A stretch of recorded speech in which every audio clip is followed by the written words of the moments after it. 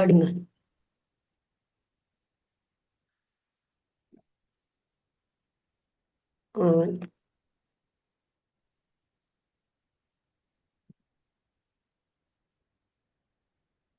Oh hidden life, vibrant in every atom. O hidden light, shining in every creature.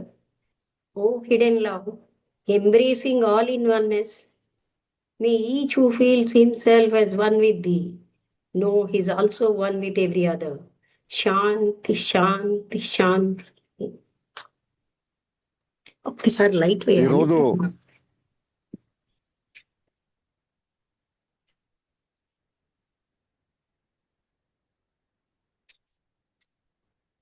చెప్పండి. Good evening to all the brothers who join the Zoom online meeting. ఈరోజు మన speaker గారైన లక్ష్మి గారి కోసం మనందరికి తెలిసినప్పటికి కూడా వారి కోసం చిరుపరిచయం చేస్తాను. వారు వైవస్వత మను తాలూకా అధ్యక్షులు శాఖ, అదేవిధంగా మన తెలుగు ఫెడరేషన్ వైస్ ప్రెసిడెంట్ గా కూడా సేవలు అందిస్తున్నారు. దాంతో పాటుగా ఈ మన ఫెడరేషన్ తరఫున నలుగురు లెక్చరర్స్ లో వారొకరు. మరి వారు ఈరోజు తీసుకున్న టాపిక్ ఆల్రెడీ మీరు లింకులు చూసుంటారు. From lower mind to higher mind, నీచ మనసు నుంచి ఉన్నత మనసుకు. ఐ రిక్వెస్ట్ లక్ష్మి గారు to proceed with the topic అమ్మా. Thank you. అందరికీ నమస్కారం అండి. ఈరోజు మన టాపిక్ మన అందరికీ అవసరమైన టాపికే. మనందరి లక్ష్యము కూడా అదే. దివ్యజ్ఞాన సమాజంలో లోయర్ మైండ్ని నీచ మనస్సు అని ట్రాన్స్లేట్ చేసే తెలుగులోకి, హయ్యర్ మైండ్ని ఉన్నత మానసిక స్థాయి అని. అయితే 90% పైన మనుషులందరూ ఎక్కువగా లోయర్ మెంటల్ నేచర్లో ఉంటారు. మనం థియోసఫికల్ సొసైటీలో లోయర్ ట్రయాడ్, హయ్యర్ ట్రయాడ్ అంటాం. ట్రయాడ్ అంటే ట్రయాంగిల్, అంటే మనం 3 భుజాలు ఉన్నటువంటి త్రికోణం. అయితే అందులో ఏంటి ఉన్నాయి అంటే భౌతిక శరీరం, కామమయ శరీరం, అధో మానసిక శరీరం కలిపి లోయర్ ట్రయాడ్ అంటారు. అదేవిధంగా ఉన్నత మానసిక శరీరం, ఆత్మ, బుద్ధి, మనస్సు అంటే హయ్యర్ మెంటల్, ఇది హయ్యర్ ట్రయాడ్. మనందరం తెలుసో తెలియకో మేడం బ్లవెట్స్కి చెప్పినట్టుగా ఇది ఆబ్లిగేటరీ, తప్పనిసరి ప్రయాణం లోయర్ మెంటల్ నేచర్ నుంచి హయ్యర్ మెంటల్లోకి. అంటే అదో రాజ్యము ఇదో సామ్రాజ్యం అని కాదు, ఈ లక్షణాల నుంచి ఆ లక్షణాలు మనకి రావాలి అన్న ప్రయత్నం. అదే మనం ఈ జన్మలు మనం ఎత్తడంలో కూడా ఎందుకు ఇన్ని జన్మలు ఎత్తాలి అంటే ఆ పర్ఫెక్షన్ పొందడానికి, ఆ పరిపూర్ణతని సాధించడానికి. అయితే నేను, నాది, నా వాళ్ళు, నా వస్తువులు, నా సంపద అనేదంతా కూడా లోయర్ మెంటల్ నేచరే. అంటే శరీరం నేను, మనస్సు నేను అనే భావనలో జీవించినంత కాలం అనుబంధాలు, బంధాలు, మోహాలు ఇవన్నీ మనకి చాలా ఎక్కువగా ఉంటాయి. అంటే అది నిజానికి ఇవన్నీ కూడా అసత్యమైనటువంటి బంధాలే, కానీ మనము సత్యము అనే భ్రాంతిలోనే జీవిస్తున్నాం. ఇవే నిత్యము, ఇవే సత్యము అని జీవిస్తాం. అయితే ఈ మనస్సు లోయర్ మెంటల్ నేచర్లో అరిషడ్వర్గం అంతా ఉంటుంది. కామం, క్రోధం, మోహం, లోభం, మదం, మాత్సర్యం ఇవన్నీ ఆ లోయర్ మెంటల్ నేచర్ లక్షణాలు. ఎలా అయితే మనస్సు మనని డివైడ్ చేస్తూ ఉంటుంది ఎప్పుడు, నువ్వు వేరు, జగత్ వేరు, నువ్వు వేరు, వాళ్ళు వేరు. ఈ వేరు చేయడం అనేది లోయర్ మెంటల్ నేచర్ యొక్క స్వభావం. అంటే దీనికి ఒక శ్లోకం ఉంది. అయం నిజ పరో వేతి గణనా లఘు చేతసాం ఉదార చరితానాం తు వసుధైవ కుటుంబకం. వీళ్ళు నా వాళ్ళు, వీళ్ళు పరాయి వాళ్ళు అనే లెక్క చిన్న మనస్సు, అంటే అదే మనం ఇప్పుడు ఆ లోయర్ మెంటల్ నేచర్ వాళ్ళ లక్షణం. అదే గాని ఉదార చరితానంతో అంటే ఉన్నతమైన మానసిక స్థాయిలో వసుధ అంతా మన కుటుంబమే, భూమి అంతా కూడా మన కుటుంబం.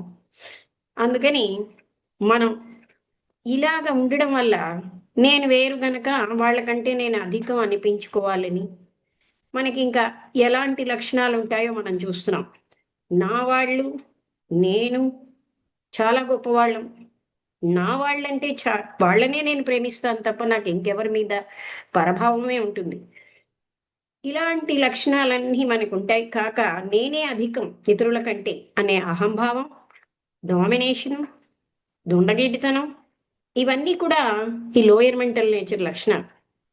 కృష్ణమూర్తి గారు ఏమంటారంటే, కోడి పిల్లలట ఓ దగ్గర పెట్టినప్పుడు ఒకదాన్ని ఒకటి పొడుచుకుంటాయి.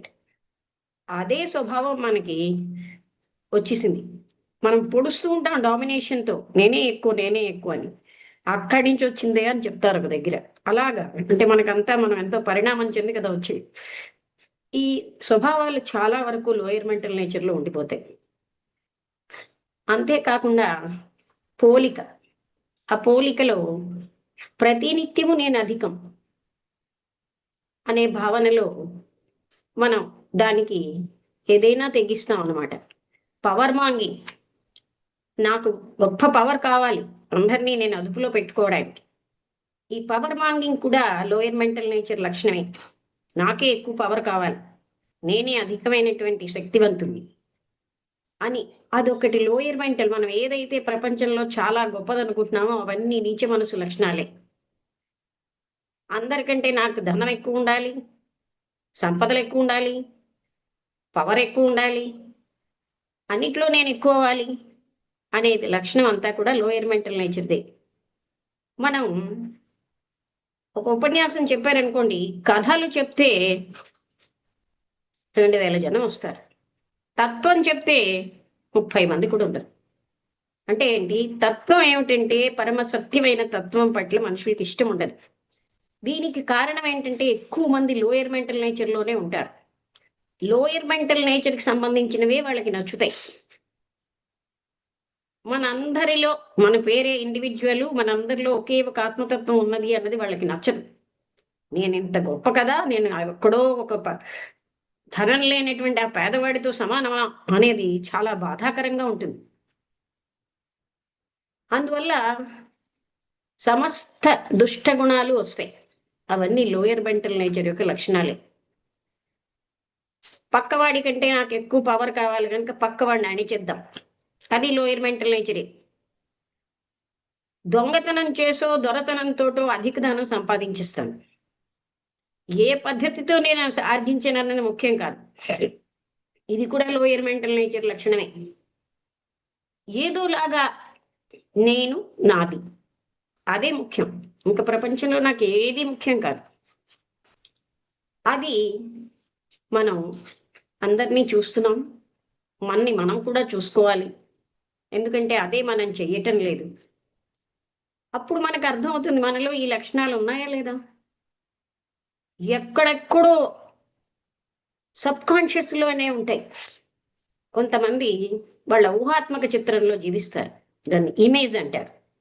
ఏమిటా ఊహాత్మక చిత్రం అంటే, నా మనసులో నా ఊహలో నేను చాలా గొప్పవాడిని, నా ఊహలో నాకు చాలా ఉదారత ఉంది, కానీ యథార్థంలో లేదు. ఊహలో ఉన్నదే సత్యం అని నేను జీవిస్తున్నాను. అందువల్ల యథార్థమైనటువంటి విషయం నాకు ఇష్టం ఉండదు. నాకు ఏమీ దాతృత్వం లేదన్న యథార్థం నేను ఫేస్ చేయడానికి ఇష్టపడను. ఈ విధంగా మన ఊహాత్మక చిత్రం వల్ల ప్రేమ రహితులుగా, ఒక ఊహాత్మక చిత్రం మరొక ఊహాత్మక చిత్రాన్ని ప్రేమిస్తోంది కానీ ప్రేమ లేని పాషంటలుగా జీవిస్తున్నాం అన్న సంగతి మనకు అర్థం అవ్వట్లే. అలా కాదండి, నా భర్త మీద నాకు ప్రేమ అంటే ఆ ప్రేమ ఎలాంటిది అంటే స్వార్థపూరితమైన ప్రేమ కదా. పిల్లల మీద ప్రేమ అది ఎలాంటిది, ఎక్స్పెక్టింగ్ సంథింగ్. ఏమి ఎక్స్పెక్ట్ చేయకుండా మనం ఎవరినైనా ప్రేమిస్తున్నామా? ఆ రకంగా మన జీవితం యొక్క యాక్టివిటీస్ని చూసుకున్నాం. అన్ని కామ్యకర్మలే, ఏదో ఒక ఫలితం ఆశిస్తాం. నమస్కారం అండి అని చెప్పడానికి కూడా ఒక ఫలితం ఆశించే చెప్పాల్సిన దుర్గతికి వచ్చేసాం ఆఖరికి. ఎందుకంటే పెద్దలకి నమస్కరించడం వల్ల, ముసలి వాళ్ళకి సేవ చేయడం వల్ల 4 లక్షణాలు పెరుగుతాయని భర్తృహరి శ్లోకంలో చెప్పారు. అవన్నీ మనం మర్చిపోయాం. అభివాదనశీలస్య నిత్యం వృద్ధోపసేవిన చత్వారి తస్య వర్ధంతే ఆయుర్విద్యాయశోబలం.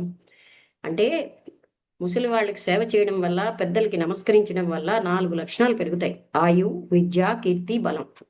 కానీ ఇలాంటి హిడెన్ సైడ్స్ అన్ని మర్చిపోయి పిల్లల్ని నాడు పెంచుతున్నాం, పెద్దవాళ్ళకి తెలియదు. పూర్వం వాళ్ళు చిన్నపిల్లలు ఇంట్లోంచి బయటికి వెళ్ళినప్పుడు పెద్దల ఆశీర్వచనం తీసుకునేవారు. ఆశీర్వచన బలం అన్నది హిడెన్ సైడ్. బూస్ట్, నాకేమో Boost is the secret of my energy అంటాం. బూస్ట్ కాదు, ధర్మం. Righteousness is the secret of my energy అనే స్థితికి మనం రావాలి. ఎందుకంటే ధర్మం ఆచరించిన వాళ్ళకి పవర్ ఉంటుంది. బాహ్యంగా ఉన్న బాహ్యమైన పవరు అంత పెద్ద పవర్ కాదు. మనకి వాల్యూస్ అన్నీ కూడా ఆ లోయర్ మెంటల్ నేచర్లో ఉన్నంతసేపు ఇలాగే ఉంటాయి.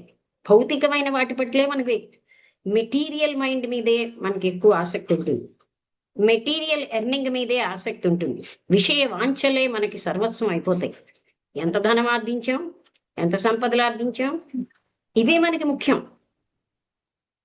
ఈ విధంగా లోయర్ మెంటల్ నేచర్లో ఉన్న వ్యక్తి ఎప్పుడూ సుఖంగా ఉండడు. అసంతృప్తి వారి లక్షణం. దేనితోని సంతృప్తి రాదు. అశాశ్వతమైన విషయాల్లో శాశ్వత సుఖాన్ని వెతుకుతూ ఉంటారు. అది దొరికేదా? ఎండమావిలాగా దొరికేది కాదుగా. అయినా ఎక్కడో దొరుకుతుందన్న ఆశతో జీవితాంతం వెతుకుతూనే ఉంటారు. అందుకే అశాశ్వత సుఖాలని తెచ్చే ధనాన్నే ఆర్జిస్తారు. శాశ్వత సుఖాన్ని తెచ్చేటటువంటి విషయం వైపు ఆసక్తి ఉండదు లోయర్ మెంటల్ నేచర్ వాళ్ళకి. లోయర్ మెంటల్ నేచర్లో అశాశ్వతంగా ఏవైతే నశ్వరము, అశాశ్వతము, వాటిలోనే మనకి ఎంతో ఆసక్తి ఉంటుంది. ఎంతో సుఖం పొందుతామని, తృప్తి పొందుతామని మనకు ఉంటుంది. ప్రతి క్షణం అసంతృప్తి పొందుతున్నా దాన్ని పట్టించుకోకుండా తిరిగి తిరిగి తిరిగి మళ్ళీ మళ్ళీ అందులోనే ఏదో ఉంది అని, అంటే ఎంతో ప్రయత్నిస్తూ ఉంటారనమాట. ఎక్కడో దొరుకుతుంది అయినాను. 80 ఏళ్ల పాటు ప్రయత్నించి దొరకకపోయినా 81వ ఏడు ప్రయత్నిస్తూనే ఉంటారు. అది మాయ యొక్క ప్రభావం. అందుకని అజ్ఞానం, అవిద్య ఇవన్నీ లోయర్ మెంటల్ నేచర్ లక్షణాలు. అశాశ్వతమైన వస్తువులతో తృప్తి పొందడం, శాశ్వత ఆనందాన్ని పక్కన పడేయడం, దాని వైపు వెళ్ళాలనే మనసు రాదు. ఇలాంటి లక్షణాలతో మనిషి జీవించి బాధపడుతూ, అలాంటి వాటిలో ఎప్పుడు బాధే ఉంటుంది, తృప్తి ఉండదు, సుఖం ఉండదు.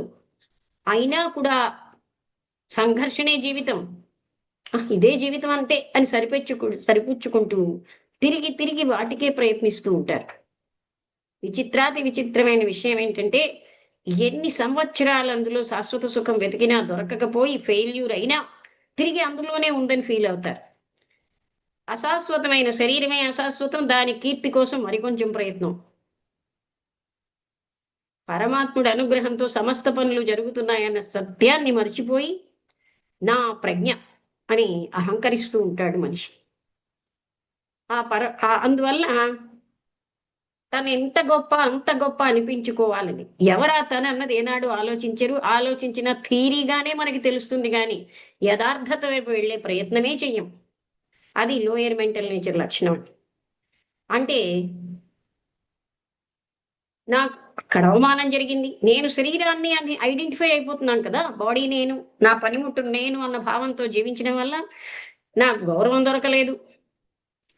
ఇలాంటి లక్షణాలతో మనిషి నిరంతరం బాధ, అసంతృప్తితో జీవించడం లోయర్ మెంటల్ నేచర్ లక్షణం.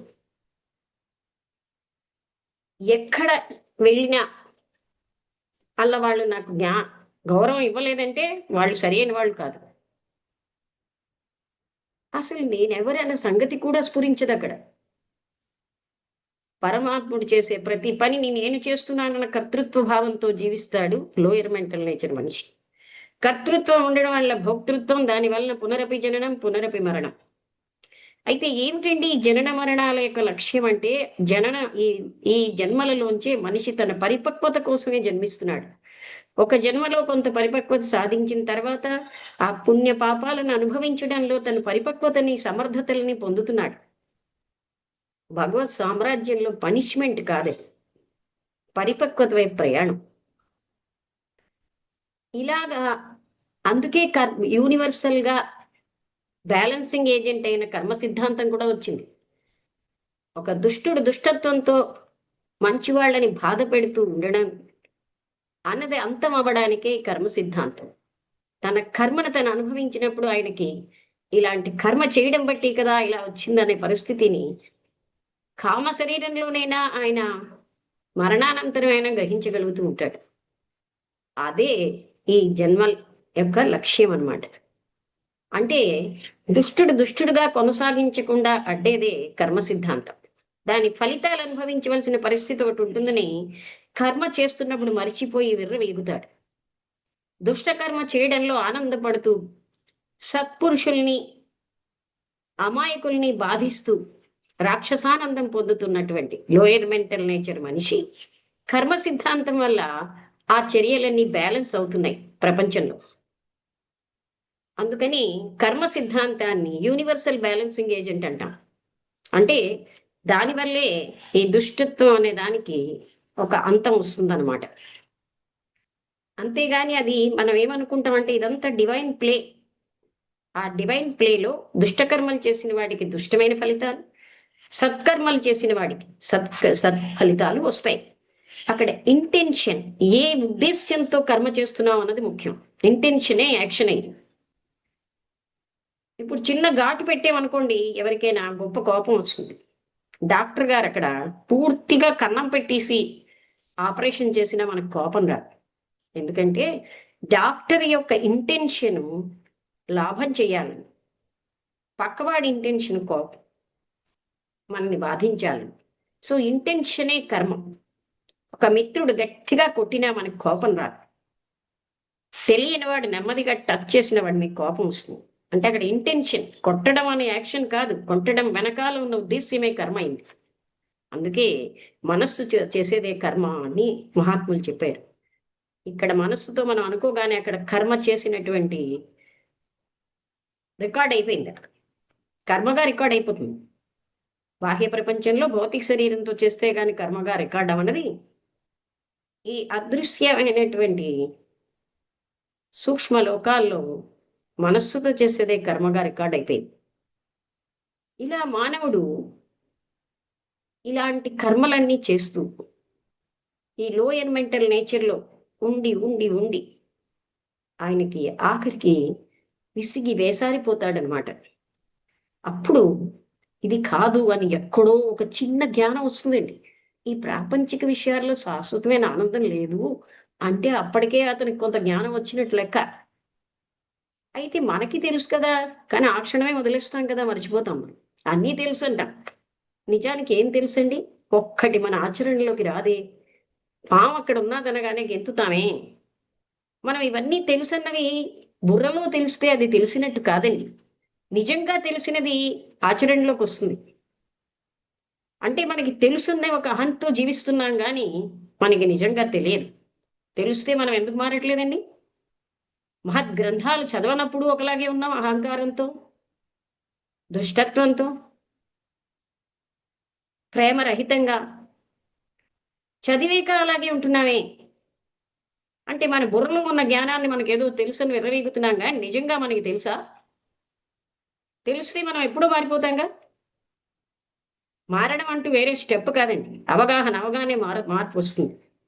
అంటే మనకి సంపూర్ణ అవగాహన అవ్వట్లేదు. అందుకే అశాశ్వతమైన వస్తువుల్లోనే శాశ్వత సుఖం ఉందనుకుని జీవితాంతం చనిపోయే క్షణం వరకు ప్రయత్నిస్తూనే ఉంటారు. అప్పుడు కూడా ఇంకా అందులో లేదని మాత్రం ఎవరికి రాదు. ఇలా కొన్ని వేల జన్మలు ఎత్తిన తర్వాత అప్పుడు అనిపిస్తుంది అనమాట, వీటిలో ఏం లేదు సుమా. అప్పుడు ఆ వ్యక్తికి కొంచెంగా దృష్టి మరొక దాని వైపు వెళ్తుంది. అంతవరకు వీటిలోనే ఉంటాడు. ఇదంతా లోయర్ మెంటల్ నేచర్ యొక్క లక్షణం.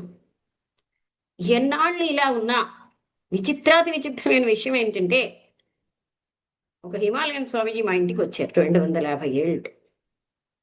ఈ మనుషులు రోజు తింటారు, రోజు వాళ్ళు టాయిలెట్కి వెళ్తారు, అయినా విసుగురాదేంటని అడిగారు. అలాగా మనం అనంతంగా ఇలాంటి పనులే చేస్తూ ఎప్పుడు విసుగు లేకుండానే ఉంటాం. అది లోయర్ మెంటల్ నేచర్లో ఉన్న అద్భుతమైన విషయం. ఎప్పుడు మనం సక్సెస్ పొందాం, కానీ ఎప్పుడు మనకు అందులో విసుగు రావట్లే. ఇది లోయర్ ట్రయాడ్లో ఉన్న వ్యక్తులు చేస్తున్న పనులండి. అందువల్లే అశాంతి, అధర్మం, సుఖం లేకుండా ఉండడం, ఎవరి కష్టం వాళ్లే తెచ్చుకుంటున్నారు. థియాసఫీ ఏం చెప్పింది? మనిషి తన అదృష్ట దురదృష్టాలకి తానే కారకుడు. ఇతరులను అణిచేసి నేను సుఖం పొందాలనుకున్న వ్యక్తి ఎవరు సుఖపడ్డారండి ఫైనల్గా? ఇతరులని అధర్మం పాలు చేసి నేను ఆనందంగా ఉంటాననుకున్న వ్యక్తి ఎవరు సుఖపడ్డారు? సుఖపడ్డట్టు కనిపిస్తారు కానీ వాళ్ళకి సుఖం ఎక్కడుంది? ప్రకృతి శక్తులు కానీ పంచభూతాలు కానీ వాళ్ళకి సహాయం చెయ్యవు. అయినా తెలుసుకోరు. అదే విచిత్రాతి విచిత్రమైన విషయం. ఇదంతా ఇలాగ లోయర్ మెంటల్ నేచర్లో నానా బాధలు పడుతూ, నానా రకాలైన తప్పులు చేస్తూ, అదే సుఖమని, అదే విజయం అని భావిస్తూ భ్రమిస్తూ అలా అలా ఎన్నో జన్మలు గడిపేసి ఎప్పుడూ కూడా ఇంకా ఇంకా పాపకర్మలు ఎక్కువ చేసుకుంటూ జీవించే మనిషి అందుకే వేలాది జన్మలు పడుతుందా అనిపిస్తుంది. ఎందుకంటే మరి ఈ కర్మలకు ఫలితాలు అనుభవించాలి ఈ విధంగా. ఎందుకంటే ఎలా అయితే law of conservation of energy physics లో ఏం చెప్తుందంటే, శక్తిని ఒక రూపం నుంచి ఇంకో రూపానికి మార్చొచ్చు కానీ శక్తిని వినాశనం చేయలేం. కర్మని ఒక రూపం నుంచి ఇంకో రూపానికి మారుస్తాం కానీ అది అనుభవించడం వల్లే పోతుంది కానీ దాన్ని వినాశనం జరగదు. అది తెలియక చాలా మంది అల్ల దేవత దగ్గరికి వెళ్ళి గురువు దగ్గరికి పరిగెడతారు. నిజమైన థియాసఫిస్ట్ ఎప్పుడు తన కర్మని క్షయం చేయమని ఎవరి దగ్గరికి పరిగెట్టాడు.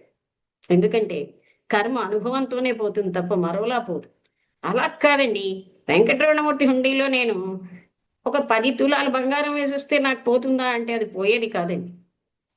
ఎందుకంటే కర్మ అలా కాంపెన్సేట్ అవ్వదు. ఏ కర్మకు ఆ కర్మ అనుభవించాల్సిందే. మైనస్ ప్లస్ కలిపితే అది క్యాన్సిల్ అయిపోవడం అనే మ్యాథమెటికల్ ఫార్ములా ఇక్కడ పనిచేయదు. అందువలన అవి అన్ని అనుభవించాల్సిందే. అనుభవంతో సమర్థతలు పెరుగుతూ ఉంటాయి. కర్మానుభవం వల్లే సమర్థతలు పెరుగుతూ ఉంటాయి మనిషికి ఒక జన్మ నుంచి ఇంకో జన్మకి వెళ్ళడానికి. ఈ విధంగా పునరపి జననం పునరపి మరణం ఈ అలాగా ప్రయాణం సాగుతూ ఉంటుంది. ఆ తర్వాత మరణానంతర స్థితిలో కూడా కొన్ని పాఠాలు నేర్చుకుంటాడు కామ శరీరంలో ఉండగా. ఎవరైతే ఇక్కడ లోయర్ మెంటల్ నేచర్లో ద్వేషము, అసూయ, క్రూరత్వము ఇలాంటి గుణాలతో ఉన్నవాళ్ళు మరణానంతరం కూడా చాలా కాలం కామ శరీరంలో ఉండిపోతారు. ఒకప్పుడు, ఇప్పుడు పరిణామం చెందిన మనం కొన్ని వందల సంవత్సరాలేమో కానీ ఒకప్పుడు మనుషులు వేల సంవత్సరాలు ఉండిపోయేవారు ఆ ప్రయాణం సాగడానికి. ఇంకా పరిపక్వత చెందిన వాళ్ళు, ఏ రకమైనటువంటి అధర్మ కృత్యాలు లేని వాళ్ళు చాలా ఫాస్ట్ గా వెళ్ళిపోతారు అన్ని శరీరాలను దాటి. అసలు కర్మబంధం లేకుండా నిష్కామ కర్మలే చేసిన వాళ్ళకి జన్మే లేదు మరణానంతరం. అయితే లోయర్ మెంటల్ నేచర్ ప్రాబల్యం ఎక్కువ ఉన్నంతసేపు ఏ జ్ఞానం ఎక్కదండి. అంత జ్ఞానం మన ఎదురుగుండానే ఉంటుంది, చెప్పేవాళ్ళు ఎదురుగుండానే ఉంటారు. సాక్షాత్తు విష్ణుమూర్తి వచ్చి చెప్పినా వాళ్ళ జ్ఞానం ఎక్కదు. ఏ జ్ఞానం ఎక్కుతుందంటే ధనం ఎలా సంపాదించాలి, ఇంద్రియ సుఖాలు ఎలా పొందాలన్న జ్ఞానం ఒక్కటే అక్కడ ఎక్కుతుంది. ఇంకే జ్ఞానం ఎక్కదు. అది మనం అవగాహన చేసుకోవాలండి. మన స్థితి ఎలా ఉంది కనుకే మనం వాటికే అట్రాక్ట్ అవుతున్నామని. అదే ఆ వ్యక్తులు హయ్యర్ మెంటల్ నేచర్ వచ్చేసరికల్లా పరభావం ఉండదు. నా కష్టం నాకెలాగ కష్టమో వాళ్ళకి అలాగే పక్కవాడికి కూడా అని వాళ్ళ కష్టం కోసం పాకులాడతారు. ఆల్ట్రూయిజం అంటారండి, పరోపకారం. అప్పుడు పరోపకారమే ధర్మంగా జీవిస్తారు. నిష్కామకర్మే వాళ్ళకి ధర్మం అయిపోతుంది. పరులన్న వాళ్ళు ఉండరు. జ్ఞాన దృష్టితో చూస్తే పరులే లేరండి. అజ్ఞాన దృష్టితో చూస్తేనే పరులు ఉంటారు. శరీరాలు వేరైనా అన్ని శరీరాల్లో ఒకే ఒక అనంతమైన తత్వం పనిచేస్తోందన్న సత్యం అవగాహన అయిన వ్యక్తులు పరభావం అన్నది ఉండదు. కుటుంబం అనే దాన్ని నా కుటుంబం అనేటటువంటి సంకుచిత అభిప్రాయం ఉండదు. అందుకే థియాసఫీ ఏమిటి అని బ్లవెట్స్కీని అడిగితే సేవ, ఆల్ట్రూయిజం ఇస్ థియాసఫీ అన్నారు. ఆల్ట్రూయిజం అంటే పరోపకారం, ఏమీ ఆశించకుండా ఇతరులకు ఉపకారం చేయడం. అన్ని మతాలు అదే చెప్తున్నాయండి. ఏ మతంలో తీసుకుని వెళ్ళినా ప్రతి మతం కూడా హెల్ప్ అదర్స్ అనే చెప్తున్నాయి. కేవలం మనుషులకే కాదు, జంతువులకు కూడా. మా ఇంటికి ఒక హిమాలయ ఒక బుద్ధిస్ట్ ఒక ఆయన వచ్చి, వాళ్ళు 3 ఇళ్లలో అడుగుతారు, దొరకకపోతే ఆ రోజు పస్తుంటారు. అలాంటిది మాకు పెట్టడం కంటే ఈ మూగజీవులకు పెట్టడం మంచిదని చెప్పారు. ఎందుకంటే వాటికి నోరు లేదు. వాటిని మనం జాగ్రత్తగా చూడాల్సిన బాధ్యత మనకు ఉంది. మనం తినడమే కాదండి, అలాంటి మూగజీవులకు కూడా మనం సహాయం చేయాలి. ఇదంతా కూడా హయ్యర్ మెంటల్ నేచర్లో మనకి తడుతుందనమాట. నేను ఒక్క శరీరానికే పరిమితం కాదు, నేను అంతటా ఉన్నాను. లోయర్ మెంటల్ నేచర్ ఏం చెప్తుంది? శరీరం నువ్వు, నీ శరీరానికి సంబంధించిన వాళ్ళే నీ వాళ్ళు అని. అలాంటి సంకుచిత భావం వల్ల నానా బాధలు పడతాం, మరణానంతరం కూడా పడతాం. ఎన్నో దుష్కర్మాలు చేస్తాం గనక పరభావంతో మనం చాలా బాధలు పడుతూ ఉంటాం. హయ్యర్ మెంటల్ నేచర్లో అంతా నా వాళ్ళే. ఈ జగత్తులో ఎక్కడ ఎవరికి ఏ ఇబ్బంది వచ్చినా వాళ్ళు, నాకెలాంటి కష్టమో వాళ్ళది అదే కష్టం అన్న ఒక ఫీలింగ్తో మనం పనిచేస్తాం. అప్పుడు ప్రేమ తప్ప పరభావం అని, హింసించడం అని ఉండవండి. లోయర్ మెంటల్ నేచర్లో అంతా హింసే. హయ్యర్ మెంటల్ నేచర్లో అహింసాత్మకమైన స్థితి వస్తుంది. లోయర్ మెంటల్ నేచర్లో అధర్మమే క్యారెక్టర్, హయ్యర్ మెంటల్ నేచర్లో ధర్మం ఒక ప్రవృత్తి అయిపోతుంది. అసహజత్వం లోయర్ మెంటల్ నేచర్ లక్షణం, సహజత్వం హయ్యర్ మెంటల్ నేచర్ లక్షణం. పరభావం అనేది లోయర్ మెంటల్ నేచర్లో ఉంటే అంతా తనవారే అన్న భావం హయ్యర్ మెంటల్లో ఉంటుంది. డివిజన్ అన్నది lower mental nature, higher mental నేచర్లో డివిజన్ లేదు. ఎప్పుడైతే డివిజన్ లేదు, డామినేషన్ లేదు, పోలిక లేదు, మరొకరి బాగు మనం కూడా ఆనందిస్తాం, ఎవరికి అందరూ ఆనందిస్తారు. అంతేగాని నేను ఈ పరిమితమైన శరీరానికి చెందున్నాను అనే అజ్ఞానం పోయినప్పుడు అంతటా ఉన్న నేను చూడగలిగే స్థితికి వస్తాం. అది హయ్యర్ మెంటల్ నేచర్. అందుకని అంత తేడా ఉందండి. మనందరం కూడా తెలుసో తెలియకో లోయర్ మెంటల్ నుంచి హయ్యర్ మెంటల్కి వెళ్తున్నాం. అయితే ఈ ప్రయాణంలో మనకి వాసనా బలం అని అంటాం కదండి. అంటే మనకి ఇంతకు ముందు ఉన్న కర్మ యొక్క ఎఫెక్ట్, ఎవరైతే సత్కర్మలు చేశారో వాళ్ళు ఎక్కువ మళ్ళీ సత్కర్మలు చేయాలని ఇచ్చ ఉంటుంది. దుష్కర్మలు చేసిన వాళ్ళకి ఏది దుష్కర్మ? వ్యాసుడు 18 పురాణాలు రాసి, అష్టాదశ పురాణేషు వ్యాసస్య వచనద్వయం. అష్టాదశ అంటే 18. 2 మాటలు చెప్పాడు. పరోపకారాయ పుణ్యాయ పాపాయ పరపీడనం. ఎదుటి వాళ్ళని బాధించడమే పాపం, సహాయం చేయడమే పుణ్యము అన్నాడు. సో అదేంటి డెఫినిషన్. అందుకని ఏది పాపకర్మ? నాకు నేను రైట్ కర్మే అనేసుకుంటున్నాను అని ప్రతి అహంభావి అలాగే ఆలోచిస్తే దానికి మనం ఇది చూడాలి. ఎవరిని ఎప్పుడైతే మనం బాధిస్తున్నామో అది పీడనం. అంటే అదే పరులని బాధించేదే పాపకర్మ అని 18 పురాణాల ఎసెన్స్ ఇదే అని చెప్పాడండి ఆయన. 18 పురాణాలుగా సమస్తము మనం చదువుతూ ఉంటే మనకు అర్థం అవుతుంది. అది మనం ఏం చేస్తూ ఉంటామంటే మనం మోసం చేసుకుంటామండి. ఆత్మవంచన. మనకి జ్ఞానం రాకుండా అడ్డే వాటిలో ఇమేజ్ ఒకటి, ఊహాత్మక చిత్రంలో జీవిస్తాం. యథార్థాన్ని మనం చూడడానికి ఇష్టపడం. రెండవది ఏంటంటే ఆత్మవంచన. ఏదోలాగా తెలిసిందనుకోండి, నేను అనుకుంటున్నానుగా నా లక్షణం నాలో లేదు అని వెంటనే సిమెంట్ తోటి అక్కడ కప్పేస్తాం.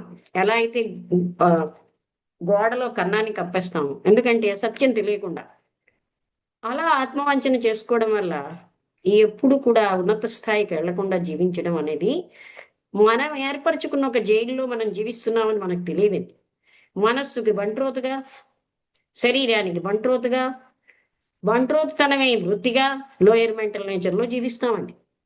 నేను ఎవరికి బంట్రోతు కానంటాం కానీ మన మనస్సుకి మన శరీరానికే బంట్రోతులం. మనస్సు మనం చెప్పేటట్టు వినదు, అది చెప్పినట్టు మనం వినాలి. అదే హయ్యర్ మెంటల్ నేచర్లో మనస్సుని పనిముట్టుగా వాడుకుంటారు. వాళ్ళేం చెప్తే మనస్సు అది ఆలోచిస్తుంది. అందుకని హయ్యర్ మెంటల్ నేచర్లో మహారాజ యోగమే పరోపకారం చేస్తారు గనుక వాళ్ళకి ఇంకా బాడీ కాన్షియస్నెస్, నేను బాడీని అనే అజ్ఞానం ఛేదించుకుని వచ్చేసారు. అది హయ్యర్ ట్రయాడ్లో ఉన్న గొప్ప లక్షణం అండి. ఈ విధంగా మనం సంకుచితత్వాన్ని నుంచి విశాలత్వానికి ప్రయాణమే. లోయర్ మెంటల్ నుంచి హయ్యర్ మెంటల్ అంటే నేరో నుంచి విశాలమైన దానికి వెళ్తున్నాం. ఈ సంకుచితత్వం పోయినప్పుడు అప్పుడు ఎంత ఆనందం. సంకుచితత్వంలో ఇంక ఒకటని చెప్పలేమండి. అవిద్య లక్షణం ఏమిటని శంకరాచార్యులు వారిని అడిగితే నాకు తెలియదంటారు. ఈ కులం నాది అదొక అవిద్య, శరీరమే నేను కాను, కానీ శరీరం నేను అన్న అవిద్యలో జీవిస్తుంది. మనస్సు నేను కాను, మనస్సు నేను అనే అవిద్యలో జీవిస్తుంది. ఈ విధంగా మనం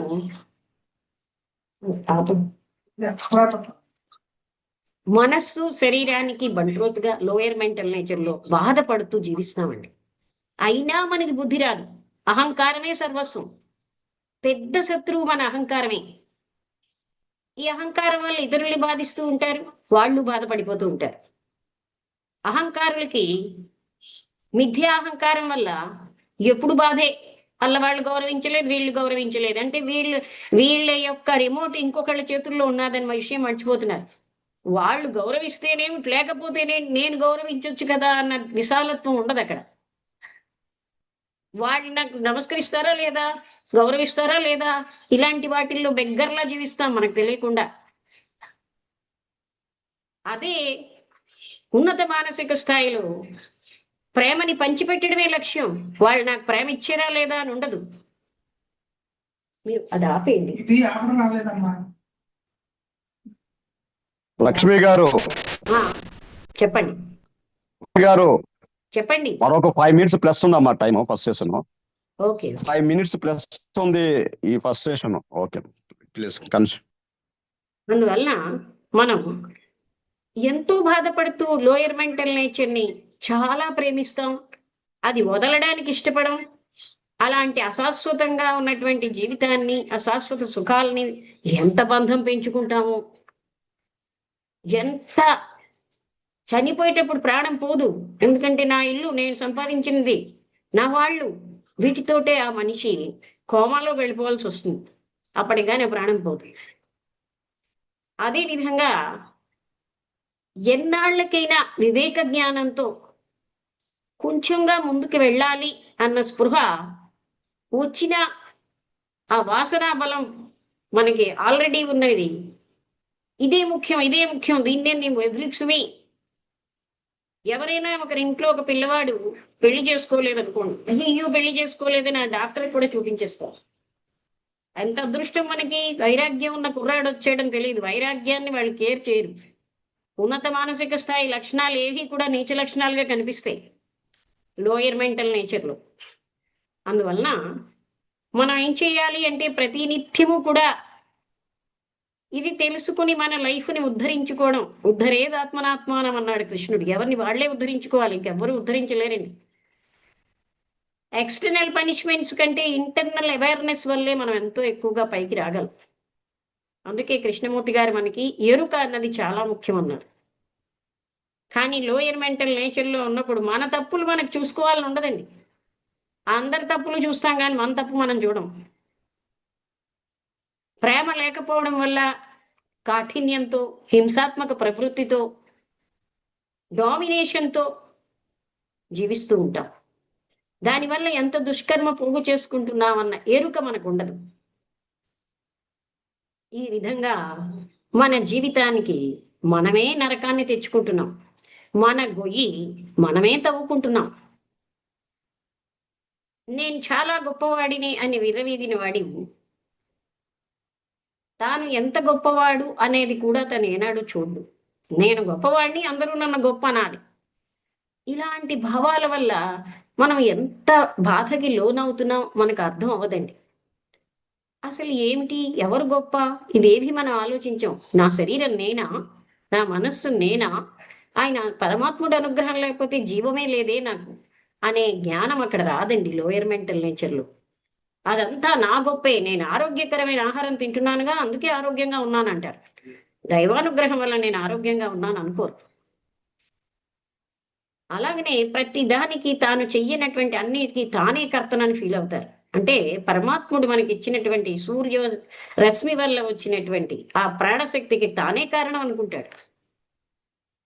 ఈ విధంగా మిథ్యా అహంకారంలో జీవించి తన బాధలు, తన వినాశనం తానే తెచ్చుకుంటున్నాడు. ఇదంతా లోయర్ మెంటల్ నేచర్ లక్షణం. ఇంకా మనం చెప్పక్కర్లే, మనం నిత్యం చూస్తూనే ఉంటాం. లోయర్ మెంటల్ నేచర్ తో ఉన్న మనుషుల మధ్య మనం ఉంటున్నాం. ఇదంతా మనం గుర్తు చేసుకుంటున్నాం, ఇది లోయర్ మెంటల్ నేచర్ అని తప్ప ఇందులో ఇవాళ కొత్త విషయం ఏమీ లేదని. కానీ దాని రిపర్కషన్ ఏమవుతుంది అంటే మళ్ళీ మళ్ళీ మనం అలాంటి వేలోనే దుష్టకర్మలు చేసి మళ్ళీ దుష్టత్వంతోనే జీవించుతూ పుట్టుతూ ఉంటాం. ఇది ఎరుకతో మానవ జన్మ చాలా దుర్లభం అన్న విషయం తెలుసుకున్నవాడు ఇదే ఎన్నో 84 లక్షల జన్మలలో ఇది దుర్లభమైన జన్మ, దీన్ని నేను సద్వినియోగం చేసుకోవాలన్న ఇచ్చ కూడా లోయర్ మెంటల్ నేచర్ వాడికి రాదు. హయ్యర్ మెంటల్ నేచర్లోకి వెళ్ళేకే ఆ భావన ఉద్భవిస్తుంది. ఎవరైనా చెప్పినా వాళ్ళకి నచ్చదు. అశాశ్వతమైన వస్తు సముదాయాన్ని ఆర్జించడమే ఇష్టం. శాశ్వతత్వం అంటే ఇష్టం ఉండదండి లోయర్ మెంటల్ నేచర్లో. అలా జీవితం అంతా బాధాకరం చేసుకుంటూ జీవించినంత కాలం మరణానంతర జీవితం కూడా బాధాకరం చేసుకుంటూ జీవిస్తారు. మంచి అన్నది నచ్చదు, చాలా బాధాకరంగా ఉంటుంది మంచి అన్నది లోయర్ మెంటల్ నేచర్ వాడికి. సద్గుణాలు అన్నవి చాలా ఇబ్బందిగా ఉంటాయి. ఇలాగా మన జన్మంతా కూడా చాలా వరకు ఏదో ఒక కథ, మంచి కథ వినడం అంటే అదేదో పెద్ద సద్వినియోగం చేసేసారని ఫీల్ అయిపోతూ ఉంటారు. ఆ కథ వినడమే చాలు, అందులో ఎసెన్స్ కూడా గ్రహించరు. ఈ విధంగా మన జీవితం అంతా మనం మిథ్యాహంకారంతో, అలాగే అజ్ఞానంతో, శరీరం నేనన్న అవిద్యతో, మనస్సు నేనన్న అవిద్యతో, అహంకారమే సర్వస్వంగా జీవించి దుఃఖాల పాలై మన నరకాన్ని, మన గొయ్యిని మనమే తవ్వుకుంటున్నాం. ఎవరో బాధ్యులు అంటారు మళ్ళీ. నా కర్మ కదా బాధ్యత, నేను ఈ రకంగా ఉండడానికని కాదు. వాళ్ళెవళ్ళో బాధ్యులు ఎలాగవుతారండి? ఆ విధంగా